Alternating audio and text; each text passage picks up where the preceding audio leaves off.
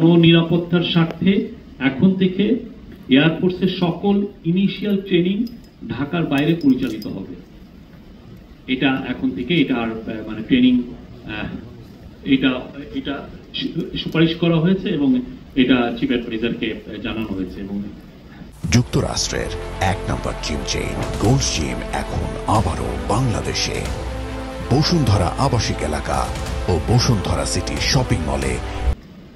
আরেকটা হচ্ছে যে রাজুকের যারা নীতিমালা, আপনারা জানেন যে এই স্কুলের এটার আরেকটা ফাইন্ডিং ছিল যে এই স্কুলটা রাজুকের যে বিএনবিসি যেটা বাংলাদেশ ন্যাশনাল বিল্ডিং কোড সেটার আওতায় রাজুক তার বিল্ডিং এর অ্যাপ্রুভাল দেয়। এটা বিএনবিসির আওতায় এই বিল্ডিংটার অ্যাপ্রুভাল হয়নি এবং এই বিল্ডিংটার এই জায়গাটায় তার বিল্ডিংটা মিনিমাম 3টা সিঁড়ি থাকার কথা ছিল, সেখানে সিঁড়ি ছিল মাত্র একটা মাঝ বরাবর।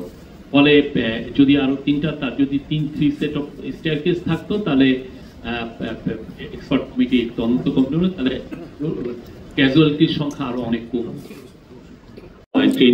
ট্রেনিং ফ্লাইট সেগুলো ঢাকার বাইরে ওইটা করার মতো আমাদের সক্ষমতা আছে। সেগুলো কতগুলো পরিচালিত হচ্ছে এটা কি আপনার কাছে? না, এটা নেই, এটা সব তো এগুলো বলা যায় না। যেগুলো আপনাদেরকে পাবলিকলি আমরা যেগুলো বলতে পারি সেগুলো আপনাদেরকে বলছি। বলতে পারে না, এটা তার আয়ত্তের বাইরে চলে গেছে পাইলটের ত্রুটির কারণে।